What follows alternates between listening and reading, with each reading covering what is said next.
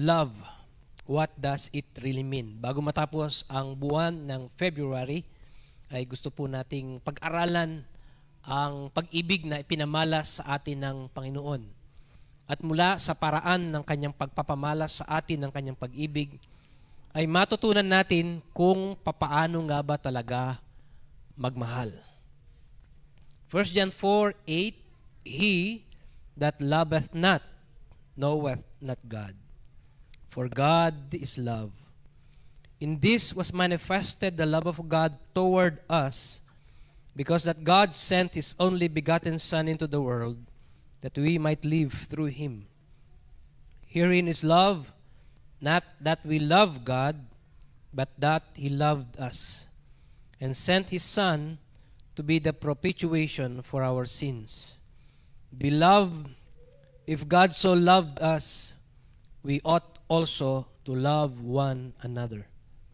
No man hath seen God at any time. If we love one another, God dwelleth in us, and His love is perfected in us. Maaari na po tayong maupo. Maraming salamat po.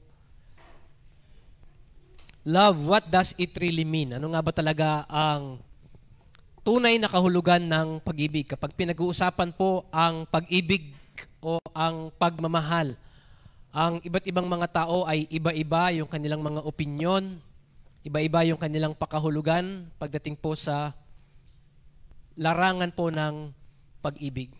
Bagamat iba-iba yung mga naririnig natin na kahulugan ng pag-ibig sa iba't ibang mga tao at mga manunulat, pero ngayong umaga ay tingnan natin kung papaanong umibig ang Diyos sa atin, paano niya itong ipinakita, at matuto tayo kung paano tayong dapat magmahal, katulad ng paraan ng pagmamahal na ginawa ng ating Panginoong Diyos sa atin. Yung pinakabasihan ng ating pagmamahal, kung pagbabatayan po natin ang isang halimbawa ng pagmamahal, wala na sigurong mas dadakila pa sa paraan ng pagpapahayag ng pagmamahal liban sa paraan na ginawa ng Diyos sa atin. So last Sunday, natalakay po natin pagdating po sa tunay na kahulugan ng pag-ibig. Nakita po natin na kung paano ipinakita ng Diyos yung kanyang pag-ibig po sa atin, at marami po tayong matututunan po dito. Sa verse 9, ang sabi ng Bible, in this was manifested the love of God. Sa ganitong paraan, ipinakita ng Diyos ang pag-ibig niya sa atin. Unang-una, makikita po natin the manifestation of love. Ang pagpapamalas or pagpapakita ng pag-ibig. Number one, love always has an object. Meron pong pinaglalaanan ang pagmamahal. Hindi mo pwedeng sabihing nagmamahal ka nang wala kang minamahal. Hindi mo pwedeng sabihing in love ka na wala kang paglalaanan nung nararamdaman mong pagmamahal. Meron kang object of love. Di ba? Yung iba sinasabi nilang naniniwala sila sa love at first sight. First time mo pa lang siyang nakita na in love ka na. At ano ang gagawin mo? Ipapahayag mo yung pagmamahal mo sa kanya. Sa papaanong paraan?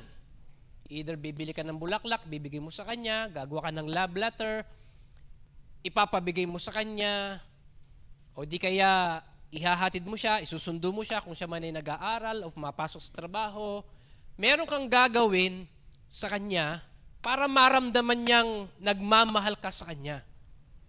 He or she becomes now the object of your love. In the case of our study, sa lahat ng nilikha ng Diyos, bagamat napakaganda lahat ng nilikha ng Panginoon, yung mga hayop sa ilalim ng dagat, yung mga hayop sa ibabaw ng lupa, yung mga hayop sa kalawakan na lumilipad, yung mga planeta, yung mga bituin, yung mga anghel, magaganda po lahat ng mga ito.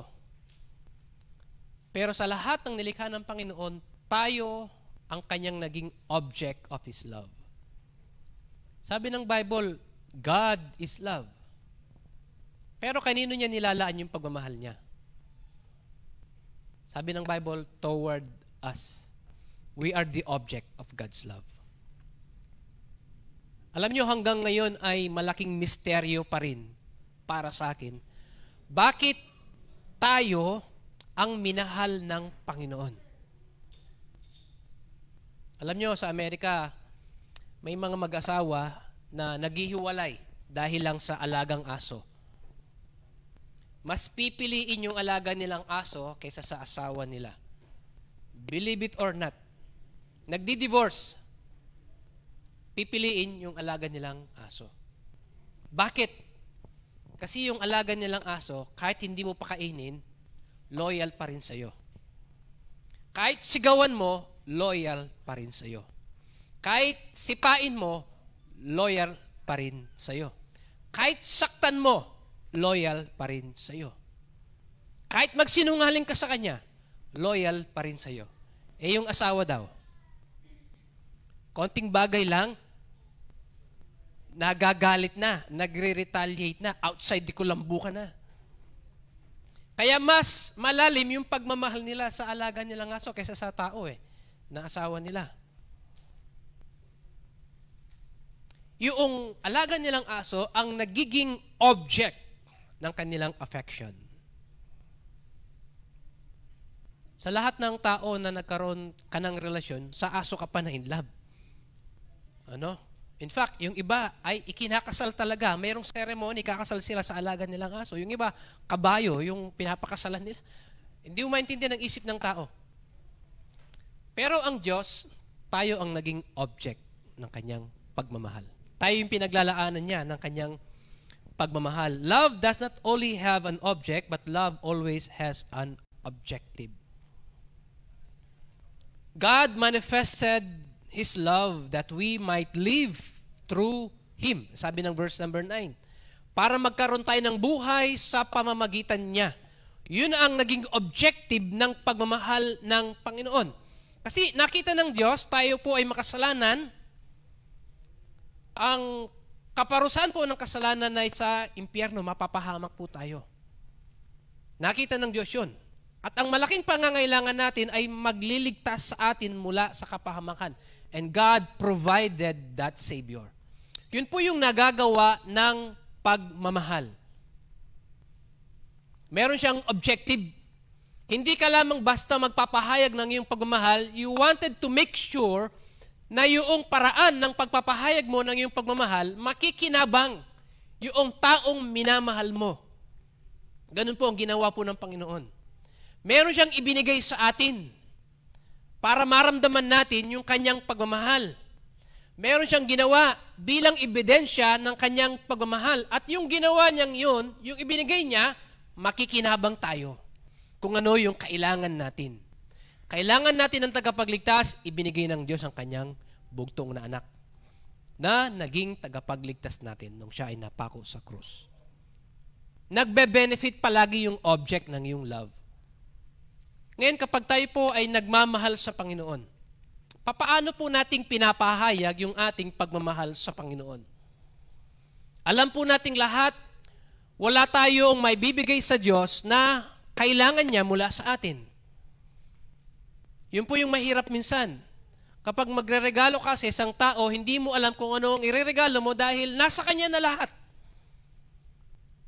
Kung may bagay man na wala pa sa kanya, kaya naman niyang bilhin. So anong ibibigay mo sa kanyang regalo? Ang hirap, di ba?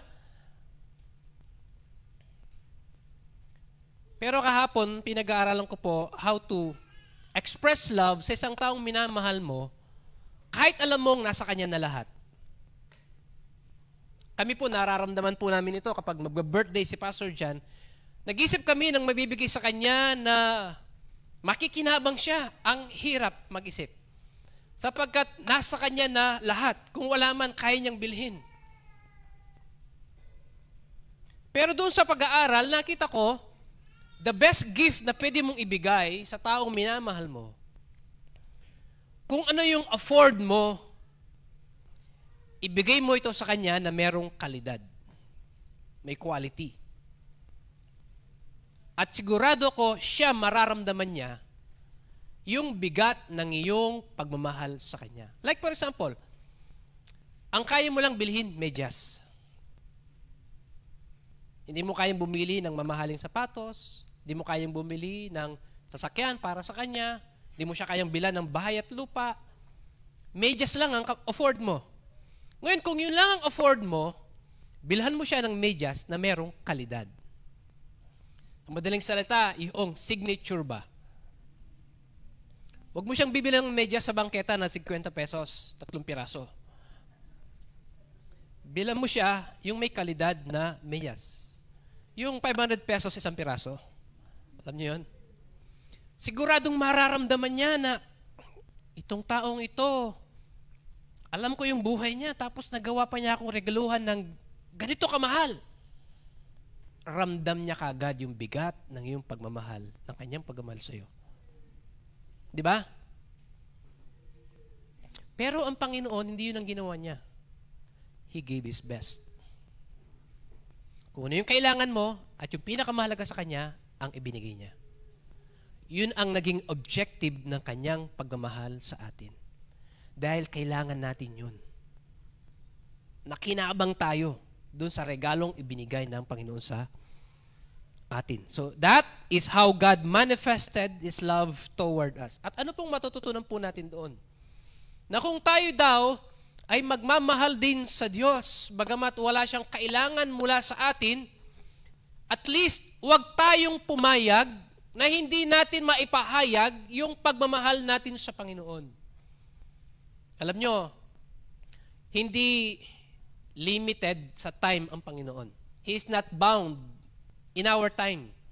Yung isang araw sa atin ay 1,000 taon sa Kanya. Pero ipahayag natin yung ating pagmamahal by giving God our time. Bagamat di niya kailangan yan. Pero kapag alam ng Diyos na mahalaga yung oras sa atin and yet binibigyan pa rin natin siya ng panahon, mula sa busy nating schedule, mararamdaman niyang mahalaga siya sa atin. Not only our time, yung resources po natin. Hindi kailangan ng Diyos yan. He owns the cattle in 1,000 hills. Pero gusto pa rin maramdaman ng Panginoon na kahit hindi niya ito kailangan, ipinapahayag nating mahal natin siya by giving at least a fraction of the blessings of God sa mga buhay po natin. Di ba tayo ng mga magulang, ganyan din ang hinahanap natin sa mga anak natin? Bagamat tayo ang nagbigay ng kung ano man ang meron sila, pero mula sa mga binigay natin sa kanila, gusto pa rin nating maramdaman yung appreciation nila sa atin. That is how God manifested His love toward us. Number 2, the measure of love. Pwede bang sukatin yung pagmamahal? Dito may makikita po tayong dalawang puntos. Number 1, love takes initial step. And number 2, love takes sacrificial step. Ang sabi ng verse number 10, herein is love, not that we love God, but that He loved us. At kung magpuproceed po tayo sa verse number 19, ang sabi ng Bible, we love Him because He first loved us. Bakit tayo nagmamahal sa Panginoon? Dahil unang ipinakita ng Diyos yung kanyang pagmamahal sa atin. Sa madaling salita, yung pagmamahal na pinapakita natin sa Diyos ay response lamang natin doon sa pagmamahal na una niyang ipinakita sa atin. Sino po dito, sa mga ladies natin na mga single, ang may boyfriend na? Magtas kayo ng kamay, kilala ko kayo. Tas kamay, may boyfriend na. Pag di kayo nagtaas, tatawagin ko kayo. Magtaas na kayo ng kamay. Wala. Si Jelly, nakita ko siya nagtaas ng kamay.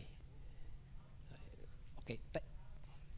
Hindi ko na siya tatawagin, nagtaas siya ng kamay eh. Sino ba dito hindi nagtaas ng kamay? Kasi may tatanungin ako para maintindihan natin itong illustration na to. Sinong ibo-volunteer nyo? Yan. Nagtatago sila. Kahirap nilang hanapin, ano? Bino-volunteer ni Sister Lani si Dea daw. Saan si Dea? Hindi nila masasagot yung tanong ko. Si Jelly na lang, okay? Sports naman siya. Tanungin ko. Si Jonas na lang tanungin ko. Nandito siya. Jonas, sinong unang nagsabing I love you sa inyong dalawa? Siya ba o ikaw? Ikaw. Tapos, kailan mo narinig sa kanya na I love you too? Gano'n ka katagal ang ligaw? Parang personal yung mga tanong Nag-I love you too ba siya sa'yo? O hindi siya nag-I love you too na gano'n? After 3 months, ba? Bigat 3 months lang pala niya niligawan, ano? Ako kasi 2 taon So yung love ni Sister Jelly ay response lamang dun sa love na pinakita ni Brother Jonas. So yung love natin sa Panginoon ay response lamang dun sa love na pinakita ng Diyos sa atin. Tama? At first, hindi naman talaga natin mahal ang Panginoon. Hindi tayo pinanganak na automatic mahal na natin ang Diyos. Kahit na may isip na tayo, may muwang na tayo sa mundo, wala pa doon yung pagmamahal natin sa Panginoon. Pero nung nalaman na natin yung pagmamahal ng Diyos, nung naranasan natin yung pagmamahal ng Panginoon, doon na tayo natutong magmahal sa Panginoon. It is a response of our love to Him. Pero ang unang nagmahal, ang Diyos, hindi tayo. Therefore, kung pagbabatayan natin yung paraan ng pagmamahal ng Panginoon, love takes initial step. Ang taong tunay na nagmamahal, na uuna siya na nagpapahayag ng kanyang pagmamahal. When God said He loved us, siya yung unang gumawa ng paraan para maipakita niya yung kanyang pagmamahal sa atin. Ngayon, kung tayo po ay tunay na nagmamahal sa Diyos, dapat tayo yung nag-i-initiate ng expression ng love natin sa Panginoon. Hindi yung nakikipag-bargain tayo sa Panginoon. Lord, kapag ibinigay mo ito, maglilingkod na po ako sa iyo. May kondisyon. Hindi po yun ang tunay na nagmamahal sa Panginoon, na hinihintay mong mauna muna ang Panginoon na ibigay yung hinihingi mo sa Kanya bago mo siya paglilingkuran. That is not true love. You are only compensating the love of God. Samantalang ang Panginoon, wala ka pang ginagawa, minahal ka na niya. At kahit wala kang gagawin, patuloy na mamahalin ka pa rin ng Diyos. Now, that is love. Kung gano'n ang pagmamahal ng Panginoon, dapat gano'n din ang isukli natin sa Kanya. Kahit may mga pagkakataong dinideny mo yung kabutihan ng Panginoon, mahalin mo pa rin ang Panginoon. Kahit na sa tingin mo, lahat ng dilubyo sa mundo, nasa iyo na, mahalin mo pa rin ang Panginoon. Then that is love. Yun ang tunay na pagmamahal. Amen? Sapagkat ang tunay na pagmamahal takes initial step. It doesn't only take initial step, love takes sacrificial step. Yung ginawa ng ating Panginoong Jesucristo sa krus, that is the greatest sacrifice that we could witness. Wala na pong mas higit pa sa ginawa niyang sakripisyo. Yung pinakamahalaga sa lahat, yung pinakakayamanan niya, ang kanyang ibinigay po sa atin. Pwede naman kasi na isa sa mga anghel niyang ipadala niya at ipako sa krus ang maging tagapagligtas natin. Pwede naman niyang gawin yun Pero bakit hindi ginawa ng Panginoon? Dahil para sa Kanya, hindi yun ang tunay na nagmamahal. Ang tunay na nagmamahal, ibibigay mo kung ano yung mahalaga sa iyo. At yun ang ginawa ng Panginoon. So kung tayo ay tunay na nagmamahal sa Panginoon, kaya din nating dapat ibigay kung ano yung mahalaga sa atin. Hindi yung tira-tirang oras lang natin ang ibibigay natin sa Panginoon. Hindi yung tira-tirang pera lamang natin ang ibibigay natin sa Panginoon. Hindi yung tira-tirang talento lang natin ang ibibigay natin sa Panginoon. If we truly love God, we will learn how to sacrifice. Yun po ang tunay na nagmamahal sa Panginoon. Then number 3, the maturity of love. Yun po yung ating pag-aaralan ngayon. The maturity of love. Kanina doon sa inawit nung special number, yung pagmamahal ng Diyos sa atin was perfected. Ibig sabihin po ng perfected, naging kompleto.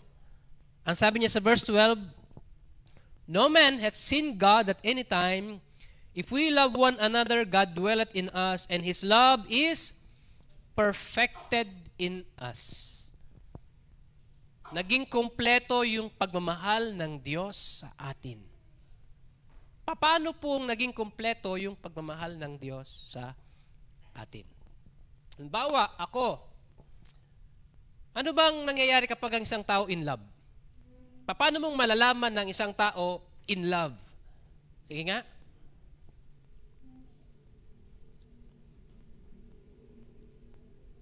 Anong nakikita nyo sa isang tao na in love?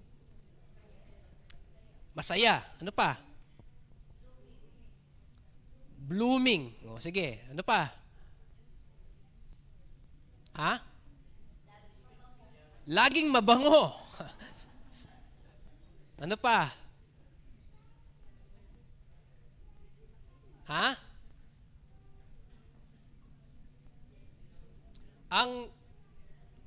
Lahat na nasa isip nyo, tama yan. Dahil lahat naman tayo na in love. Di ba? Nagiging galante ang taong in love. Tama? Yung pambayad mo na lang ng tuition, ipanlilibre mo pa sa kanya.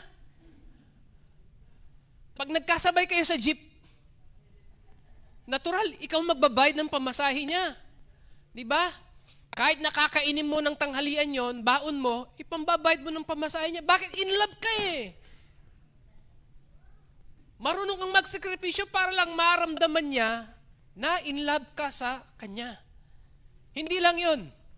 Kahit may gagawin kang mga assignment, mga project, gusto mo, samahan siya. Bakit? In love ka eh. Hanggat hindi mo na ipapakita yung nararamdaman mo, hanggat hindi mo na ilalabas yung nararamdaman mo, hindi siya nagiging kompleto. At ang pag-ibig ng Panginoon, nung ipinamalas niya dun sa krus ng Kalbaryo, it was perfected. Naging kompleto, naging ganap yung pag-ibig ng Panginoon. Hindi na-contain ng Diyos, hindi niya kayang kimkimin, na nai-inlove siya, pero hindi niya ipapakita yung pagmamahal niya sa iyo. At tayo, kung tunay na nagmamahal tayo sa Panginoon, ipapakita natin ang ating pagmamahal sa Kanya. Ngayon, ito yung command ng Diyos sa atin.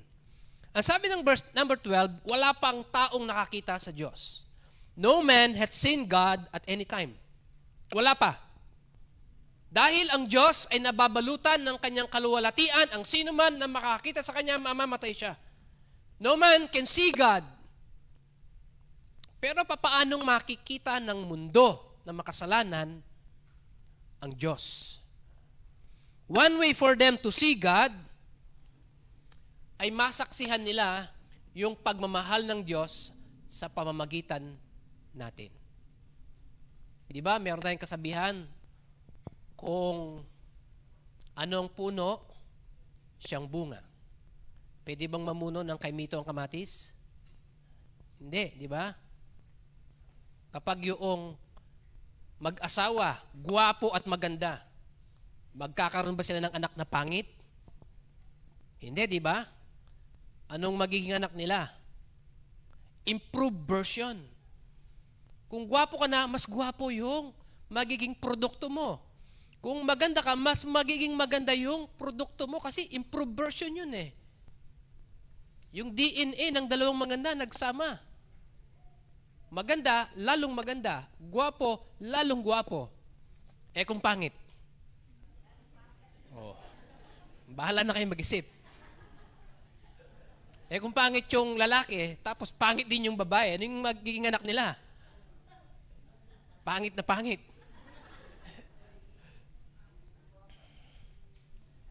If God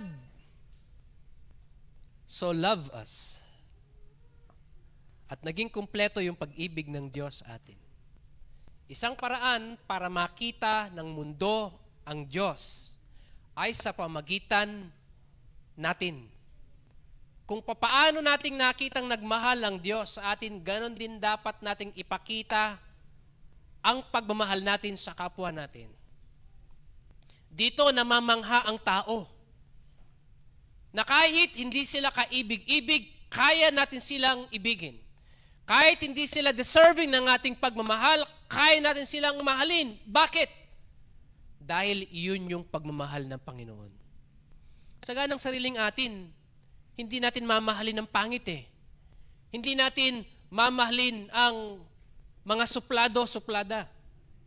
Pero dahil yung pag-ibig ng Diyos ang umiiral sa atin, yun ang ipapamalas natin sa kanila. Dahil ang sabi ng Bible, 2 Corinthians 5:14, for the love of Christ constraineth us. Ang pag-ibig ni Kristo ang siyang pumipilit sa atin. Hindi ba sa atin na mga tao, natural sa atin, na mas pinipili natin yung pinaka-deserving ng ating pagmamahal. Yung pinaka-deserving ng ating affection. Sa kanila natin nilalaan yung pagmamahal po natin. Deserve nila eh. Ibig sabihin, merong kondisyon yung pagmamahal natin. Paano kapag yung kondisyon na yun nawala? Mahal mo pa ba siya? Then, it is no longer love. Halimbawa, yung babae, na in love ka sa kanya, niligawan ka niya, sinagot ka niya. Pag tinanong ka, anong nagustuhan mo sa kanya at niligawan mo siya? Kasi maganda po siya. Is that love?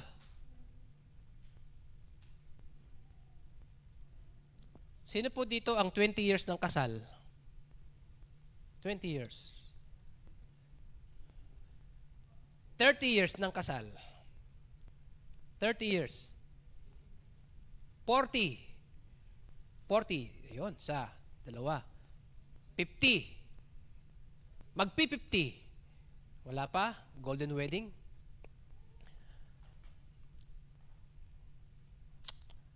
Kapag yung mga girlfriend nyo nun, na asawa nyo ngayon, okay, of course, asawa nyo na ngayon eh, nun, girlfriend nyo eh. Nung girlfriend nyo pa lang sila, bata, mabango palagi. Di ba? Maganda. After 30, 40 years, marami ng guhit. Amoy lupa na. Maasim na. Pero may asim pa rin. Nagbago na. Ngayon, bakit magkasama pa rin kayo?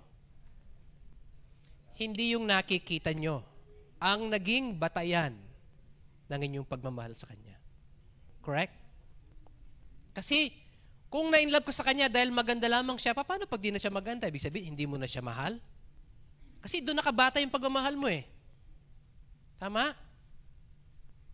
Kung ikaw na babae, na-inlove ka sa Kanya kasi gwapo siya. Paano, after 40 years, wala na siyang ngipin? Ubus na rin ang buhok niya. Kung doon nakabatay sa nakikita mo ang iyong pagmamahal, mahal mo pa rin pa kaya siya kapag wala ng mga yon? Diba? So, ang tunay na pagmamahal ay hindi nakabatay sa nakikita. Kung ikaw ay tunay na nagmamahal talaga, hindi mo ibabatay sa kahit anong bagay man. Saan nakabatay dapat ang pagmamahal natin? Tayo mismo ang nagde-decide nun. Bakit mahal kita? Sing sawa ko, nandiyan ba? Wala? Asa siya? Nag-backslide na. Every time na may nagtatanong sa akin, Pastor, anong nakita niyo po kay Sister Banji? Bakit niyo siya nagustuhan? Sabi ko, nagustuhan ko siya hindi dahil sa mga nakita ko sa kanya. Marami akong nakita sa kanyang maganda. Pero mahal ko siya dahil mahal ko siya. magbago man lahat ng mga nakikita ko sa Kanya ngayon, pero dahil hindi nakabatay doon yung aking pagmamahal sa Kanya, mananatili pa rin yung aking pagmamahal sa Kanya. Bakit tayo minahal ng Panginoon? Hindi dahil sa meron siyang nakitang maganda sa atin. Bakit tayo minahal ng Panginoon? Hindi dahil sa lahat ng mga taong nilikha niya, tayo yung pinakagwapo o pinakamaganda. Di ba may narinig tayong kwento noon na yung mga Amerikano, yung mga puti, kulang sila sa luto dahil maputi sila. Yung mga itim, sobra sila sa luto, overcook, kaya nangitim sila. Tayong mga Pilipino, ang perfect ang pagkaluto natin. Hindi tayo maputi, hindi tayo maitim. Nasa gitna tayo, kaya maging proud tayo sa kulay natin. Tumigil na kayo sa paggamit ng Kojic, Chinchansu. Perfect ang kulay natin. Amen? Yung mga puti, nagpapayong lang ang mga yan kapag umuulan. Tayo, kahit walang ulan, nagpapayong tayo. Bakit takot tayong mangitim eh? Perfect ang kulay. Pero hindi dahil perfect ang kulay natin, yun ang dahilan bakit minahal tayo ng Panginoon. No. Ang sabi ng Bible, basahin ko sa inyo, Romans 5:8, but God commendeth His love toward us. Kailan tayo minahal ng Panginoon? In that while we were yet sinners. Nung panahon na makasalanan ka, minahal ka na ng Panginoon. Nung panahon na nakakalimot ka sa Diyos, minahal ka na niya. Nung panahon na sinusumpa mo ang Diyos, minamahal ka na niya. Nung panahon na lumayo ka sa Diyos, minamahal ka na niya. Walang nakitang maganda ang Diyos sa iyo para mahalin ka niya. Hindi yun ang dahilan kung bakit minamahal ka ng Panginoon. God loves you simply because He loves you for who you are. Dapat ganun din tayo magmahal. Kapag tayo ay tunay na nagmamahal, we become a reflection of God's love. We become a reflection of God's love. Kasi ganitong magmahal ang Panginoon. Hindi nakabatay sa nakikita niya sa iyo. Hindi nakabatay sa mga ginagawa natin. Sadyang likas sa Panginoon ang magmahal sa atin. Kahit ano man ang gawin natin sa buhay natin, minamahal ka pa rin ng Diyos. Kahit ano man ang mangyari sa buhay mo, kahit saan ka man makarating, kahit ano man ang gawin mo, patuloy ka pa rin mamahalin ng Panginoon. Yun ang pagmamahal ng Diyos. At kung tayo man ay magmamahal, we should become a reflection of God in our lives. So, paano malalaman ng madilim na mundong ito ang pag-ibig ng Diyos? Sa pamagitan natin. Ipakita natin sa kanila, ganitong magmahal ang Diyos. Sa ganang sarili natin, ang nature natin maging makasarili. Namimili lamang tayo ng mga taong mamahalin natin. Yung hindi deserving ng ating time, ng ating affection, ng ating devotion, natin binibigay sa kanila. Hindi sila dapat mahalin, hindi sila kaibig-ibig. Pero hindi ganun magmahal ang Panginoon. Because love is ang sarili mo. Kung ano yung nakikita mong pangangailangan ng iba, yun ang tinutugon mo. Then that is God's love. We become a reflection of God in our lives. Then number 2, the reality of God in our lives. Nagiging totoo ang Diyos sa mga buhay po natin. Kasi ganito talagang magmahal ang Panginoon eh. Meron ba dito makakapagsabi na yung asawa nyo ay perfect? Wala siyang flaws, wala siyang kapintasan. Perfect siya. Meron ba? Kasi kapag ang asawa mo, perfect siya sa lahat ng aspeto, hindi na niya kailangan ng love. Perfect na siya. Pero yung imperfection po natin, yun ang nagdi-demand ng love. Kahit ganito ako, minamahal pa rin ako. Then that is love. Alam niyo kung tayo ay perfect na, walang kapintasan sa atin, sabihin natin hindi tayo nagkasala. Perfect tayo. Hindi na natin kailangan ng love. Perfect na tayo eh. Pero dahil imperfect tayo ngayon ay nangangailangan ng love. Bakit? Because love is understanding your imperfection. Doon nagiging ganap. Doon nagiging kompleto yung pag-ibig. Sa kabila ng iyong mga kapintasan, minahal ka pa rin. That is love. Kasi kapag perfect na ang isang tao, anong magiging batayan ng aking pagmamahal sa kanya kung perfect na siya? Wala na, di ba? Magiging proud na lamang tayo sa mga sarili natin kapag perfect na tayo. I don't need affection from anyone. I don't need love from anyone because I am already perfect. Pero dahil imperfect ka, doon mo mararamdaman at mararanasan ngayon yung tunay na pagmamahal. Na sa kabila ng yung imperfection, pinapakitaan ka pa rin ng pagmamahal. At ganyan ang pagmamahal na pinakita ng Diyos sa atin. God's love was perfected in us.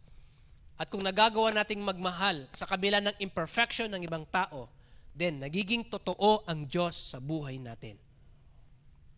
Nagiging buhay ang Diyos sa buhay po natin. Lahat po tayo ay may mga complaint sa lahat ng mga relationship natin sa buhay po natin. Yung mga magulang dito, may complaint kayo sa mga anak ninyo, di ba? May mga pangit silang ugali. Wala po kayong anak na perfect. Meron at merong kapintasan palagi yung mga anak natin. Kaya nga kailangan nila yung pagmamahal ng magulang because of their imperfection. At kayo ng mga anak, dahil natanggap nyo yung perfect love ng mga magulang ninyo, in spite of your imperfection, we should also show the same kind of love. Sapagkat ang tunay na pag-ibig, sa kabila ng kapintasan, shortcomings ng mga minamahal natin sa buhay, nagagawa pa rin natin silang mahalin. Mahal ba natin yung mga magulang natin? Amen? Kahit madamot sila minsan, mahal pa rin ba natin sila? Kahit masungit sila minsan, kahit mahigpit sila, mahal pa rin ba natin sila? Yes, mahal pa rin natin sila, di ba? At napakasarap sa puso ng mga magulang na ikaw, magulang, kahit alam mo na marami kang pagkukulang sa anak mo, mahal na mahal ka pa rin nila. Lalong tumataba yung puso natin. Then, that is true love. Hindi ka minamahal ang mga anak mo dahil mabuting magulang ka. Kahit hindi ka naging mabuting magulang, mahal ka pa rin nila. That is true love. Madaling mahalin kasi ang tao na naging mabait sa iyo eh. Pero alam nyo, ang sabi ng Bible, hindi yun ang tunay na pag-ibig. Nagmamahal ka lang dahil sa meron kang nakitang maganda. That is not true love. Sapagkat ang Panginoon, ipinakita niya sa atin ang tunay na pagmamahal. God commended His love toward us in that while we were yet sinners. Noong mga panahon na tayo ay makasalanan, doon ipinamalas ng Diyos ang kanyang pag-ibig sa atin. Kayong mga magkakapatid, madalas, hindi kayo magkakasundo. Pero kung tunay ang Diyos sa buhay mo, matututunan mo pa ring mahalin ang kapatid mo kahit kumukulong dugo mo sa kanya. Amen? O bakit walang amen? Dahil ang mamamayani sa iyo, yung pagmamahal ng Diyos, hindi na ikaw. Kasi kung ang sarili mong iiral, bakit kumamahalin ang kapatid kong yan? Laging inihiram ang mga damit ko. Pag suot na niya, doon pa lang niya sasabihin sa akin. Nauuna yung suot kaysa hiram. Makita mo, nasa labahan na lang, di mo naman sinuot. Diba? Ate, hiniram ko po yung damit mo, suot ko na. Ganun na pala yung panghihiram ngayon. Kukunin mo na muna bago mo hihiramin. Pero kung tunay, genuine yung pagmamahal mo, katulad ng pagmamahal ng Diyos, ino-overlook po natin yung mga imperfection. Yun po yung tunay na pagmamahal. Ngayon, church, listen to me. Kung ikaw ay Kristiyano, meron kang Kristo sa puso, dapat hindi yung sarili mo ang umiiral. Yung pagmamahal ni Kristo dapat ang umiiral. na kahit na galit ka na sa kapatid mo, sa magulang mo, o sa asawa mo, pero dahil yung pag-ibig ni Kristo ang umiiral, i-overlook mo yung mga kapintasan ng mga mahal mo sa buhay. Ang iiral pa rin yung pag-ibig ni Kristo. Mahal kita, hindi dahil sa deserve mo ang aking pagmamahal. Mahal kita dahil ito ang klase ng pagmamahal na ipinapamalas ni Kristo. Na ako, unang nakaranas, ipinaparanas ko ngayon sa iyo. Hindi mo deserve, pero ibibigay ko sa iyo.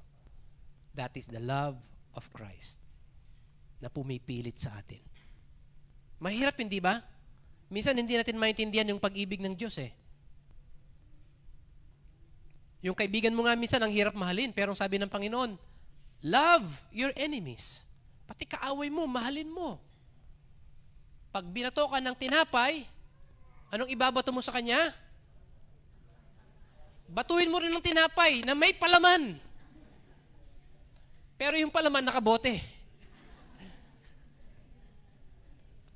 Ibig sabihin, pag ginawan ka ng masama, ang igaganti mo, mabuti. Ganun ang pag-ibig ni Kristo na pinapamalas po niya sa atin.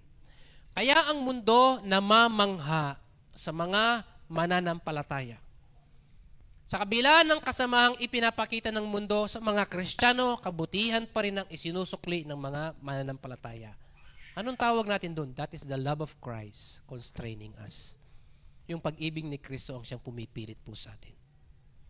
So ngayong umaga, baliwala po lahat ng mga sinabi kong ito, kung pag-uwi po natin, hindi natin ipapractice yung pag-ibig ng Diyos.